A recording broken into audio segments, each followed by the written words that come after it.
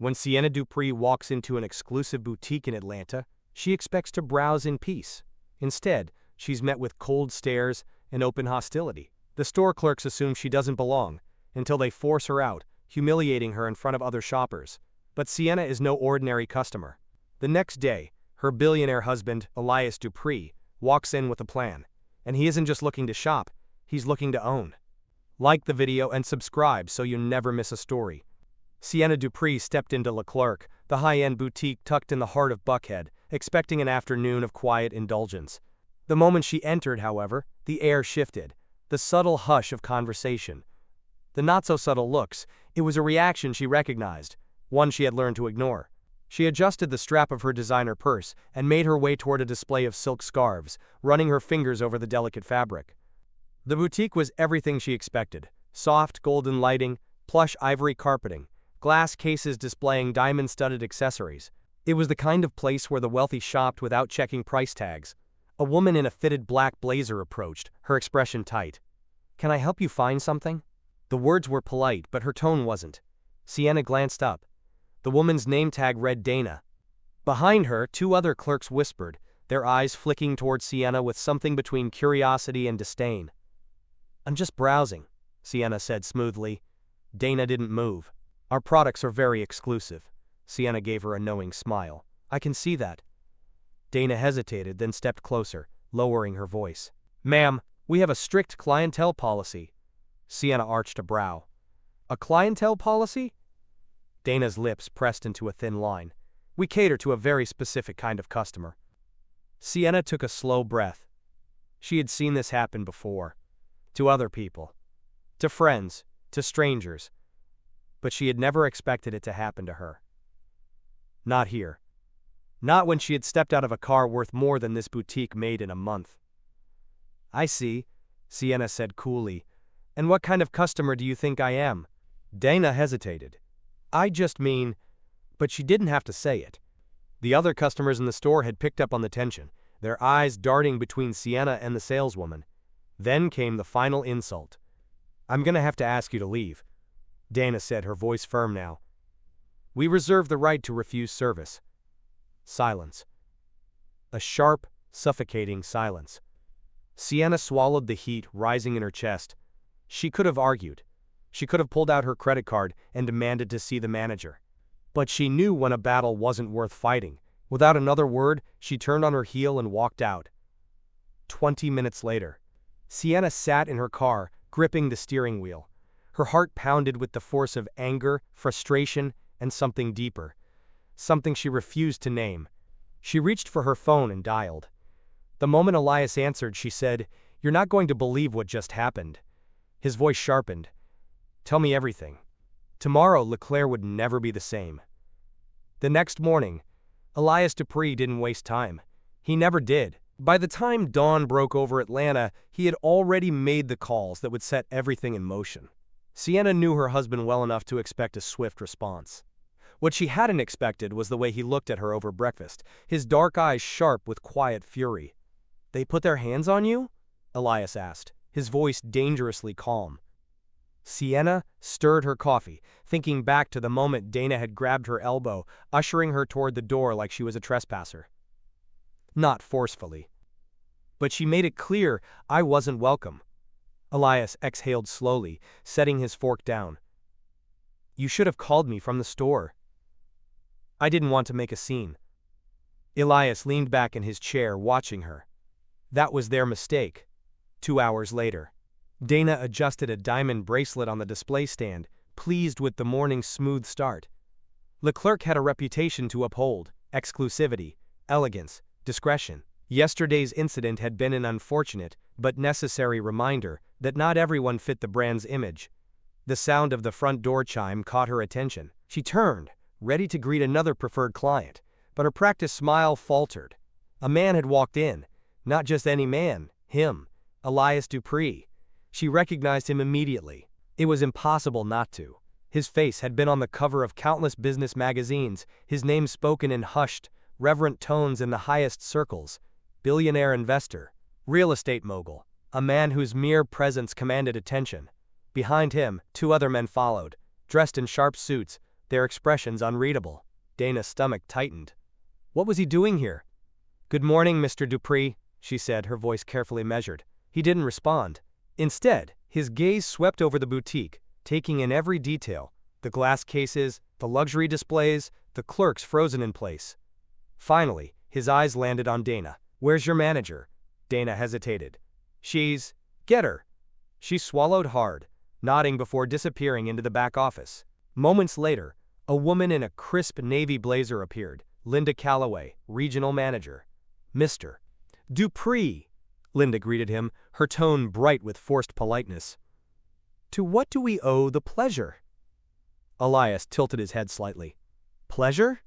He let the word hang between them. "That's interesting.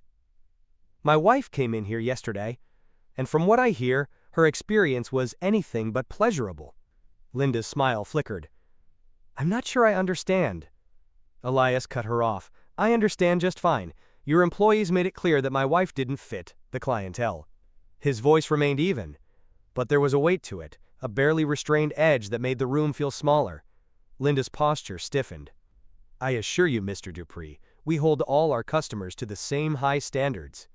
Elias's lips curled in something that wasn't quite a smile. "That won't be your concern for much longer," Linda blinked. "I'm sorry?"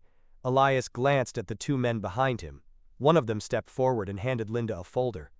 "I just bought this boutique." Elias's voice was smooth, final. "And you're all fired." Stunned silence. For a moment the boutique was silent, the kind of silence that stretched, heavy and suffocating, as realization settled over the room. Linda Calloway's fingers tightened around the folder she had just been handed. She flipped it open with stiff hands, scanning the documents inside. The Dupree name was everywhere: contracts, signatures, legal paperwork confirming the immediate acquisition of Leclerc's Atlanta location. This can't be right," Linda stammered, her professional mask slipping. "There was no talk of a sale." Elias's gaze was cold. "There was last night." He let that sink in before adding, "Your parent company was quite happy to sell. I made them an offer they couldn't refuse. As of this morning, I own every square inch of this boutique." Dana, who had been standing frozen a few feet away, took a sharp breath. Her usual smug expression was gone. Elias turned to her. What's your name?" Her throat bobbed. "Dear Dana." Elias nodded slowly, as if committing it to memory. "You were the one who put your hands on my wife." Dana opened her mouth, then shut it, her face draining of color. "I should have security escort you out the way you did to her," Elias continued, his voice smooth but edged with something lethal. "But I won't waste the effort." He looked past her. "You can leave now. Your employment is terminated." Dana took a step forward, desperate now. "Mr. Dupree, You can leave now," he repeated, his tone sharp enough to cut. Dana hesitated, eyes darting between Elias and Linda. But there was no saving this. She turned and rushed toward the door, pushing past two startled customers who had just walked in. Linda swallowed hard. "Mr. Dupree, You can go too." She stiffened. "I've been with this company for 8 years. And now you're not," Elias said simply. "Consider it a lesson in accountability." Linda's face burned with anger and embarrassment. But she knew better than to argue. With a clipped nod, she turned on her heel and walked toward the exit, heels clicking against the pristine marble floor. 15 minutes later, the boutique's remaining employees stood in a tense half-circle, waiting for what came next. Elias took his time, looking around the space again. It was a beautiful store, high-end, polished, every detail screaming wealth and exclusivity. But none of that mattered if the people inside it were rotting from the inside out. "Here's how this is going to work," he said finally. "This boutique will be shutting down for the next 2 weeks. When it reopens, it will have new management, new staff, and a new business model." He glanced toward the remaining clerks. "For those of you who weren't part of yesterday's incident, you'll have the opportunity to reapply for your positions. If you choose to stay, expect change."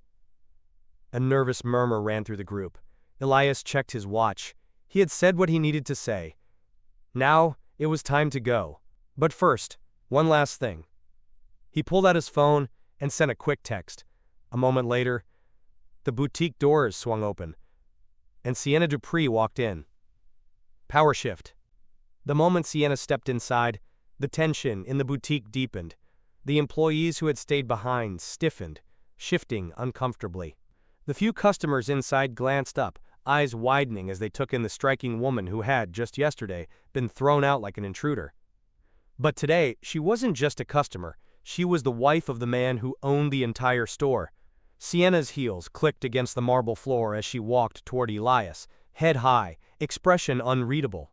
She had agreed to come, but she hadn't expected to feel this. The weight of every set of eyes on her. The knowledge that the same people who had dismissed her were now beneath her. Elias met her halfway, his presence a steadying force. "Take a look around," he said, his voice low but firm. "This is yours now, too." Sienna's gaze swept the boutique. It was exactly as she remembered. The soft gold lighting, the gleaming glass cases, the racks of high-end fashion that had once felt so inaccessible. Yesterday she had been humiliated here. Today she could do something about it. She turned to Elias, voice steady. "I want it changed." He smiled slightly. "I figured." 10 minutes later, Sienna stood near the boutique's main counter, Elias beside her. The remaining employees, now fully aware of who she was, had gathered, waiting to hear their fate. Sienna let the silence stretch, watching them. Some shifted nervously, others looked apologetic, though she doubted any of them had spoken up for her yesterday. "I was here less than 24 hours ago," she said finally. "I came in as a customer. I left as an outsider." She let her words settle before continuing. "That won't happen again. Not to me, not to anyone." She glanced at Elias, who gave her a slight nod. Encouraging. Assuring. This was her moment. "This store will reopen in 2 weeks," Sienna announced. "When it does, it will stand for true luxury, one that doesn't judge by appearance, but by character." Her voice sharpened. "If that's a problem for anyone, you're free to walk out now." A tense pause. No one moved. Sienna tilted her head. "That's what I thought." One of Elias's business partners stepped forward. "We'll be bringing in a diversity and inclusion consultant to help with the transition," he stated. "All employees who wish to stay will be retrained." Sienna nodded. "And from now on, this boutique will be known for what it sells, not for who it chooses to serve." The room remained silent, but Sienna could feel the shift. She had walked into Leclerc as someone they thought they could push aside. Now, she was the woman who owned the space they stood in. And she wasn't going anywhere. 2 weeks later. The transformation was nothing short of remarkable. When Sienna walked into the newly redesigned boutique, a sense of pride swelled in her chest. Gone were the cold, intimidating displays that seemed designed to keep people out rather than invite them in. In their place was a space that felt luxurious, but also welcoming. The first thing she noticed was the new signage. Dupree Luxe. Her last name, shining boldly in gold letters above the entrance. Elias hadn't told her he was renaming it after their family, but it didn't surprise her. He was always 5 steps ahead. Inside, the boutique retained its high-end aesthetic, plush, ivory carpeting, sleek glass display cases, carefully curated collections of designer pieces. But now, there was something different about it. Something alive. The staff was new, the energy was different. Where once there had been exclusivity wrapped in silent judgment, there was now elegance without pretense. Sienna took a slow breath, her gaze sweeping over the space. This was what change looked like. 15 minutes later. As Sienna stood near the entrance, watching the boutique fill with guests, a familiar figure hesitated just outside the glass doors. Dana. Sienna recognized her instantly, though she looked different now. Her usual confidence replaced by uncertainty. She stood at the threshold, as if debating whether to step inside.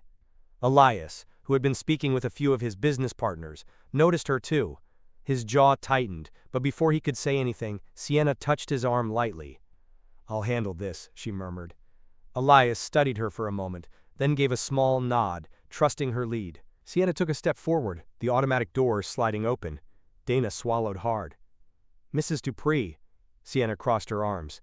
"What are you doing here?" Dana hesitated, glancing at the bustling boutique behind Sienna.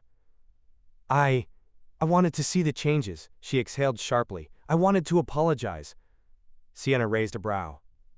"For what, exactly?" Dana's gaze dropped. "For how I treated you. For making assumptions." She let out a quiet, bitter laugh.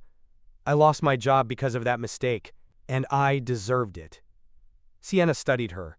Dana didn't look like the woman who had humiliated her weeks ago. She looked like someone who had been humbled. Sienna could have dismissed her. She could have turned her away as easily as Dana had once done to her. But that wasn't who she was. "You were part of the problem," Sienna said plainly. "But you can decide who you want to be moving forward." Dana looked up, hope flickering in her expression. "I heard you're reopening with a new team," she said carefully. "If there's any chance, any way I could be part of it again, even in a different role." Sienna let the words hang between them, then glanced back at Elias, who was watching with quiet curiosity. Finally she said, "We'll see." And with that she turned and walked back inside, leaving Dana standing in the doorway of a world she had once tried to keep others out of. 1 month later. Sienna sat in her new office at Dupree Luxe, reviewing the latest sales reports. The boutique was thriving under its new branding, drawing in a diverse clientele that had once been subtly discouraged from shopping here.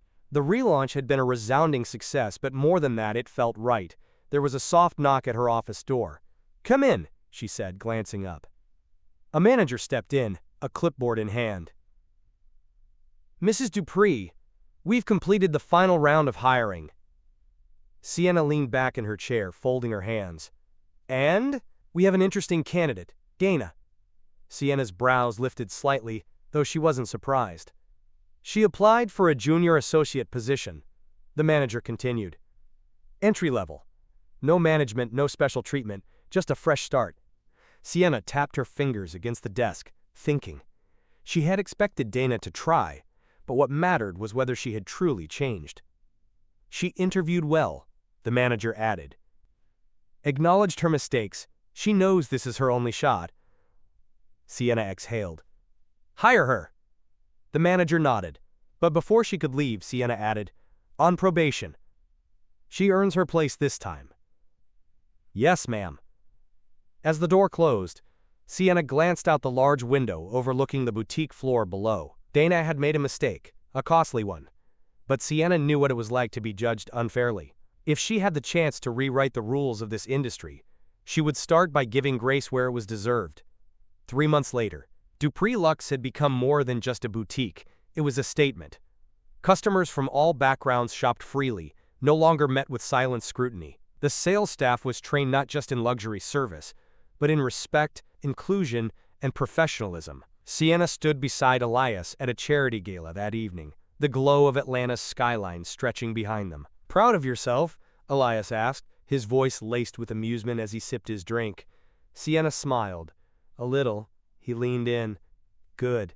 You should be." She turned, watching the glittering crowd. Somewhere in that boutique, a woman who looked like her would walk in tomorrow, expecting rejection. Instead, she would be welcomed. That was the real victory. True power isn't just about wealth, it's about how you use it. Sienna and Elias didn't just seek revenge, they created lasting change. When faced with discrimination, they rewrote the rules. Never let someone else decide your worth. Make sure you like the video, subscribe to the channel, and turn on post notifications to be the first to know when the next story drops.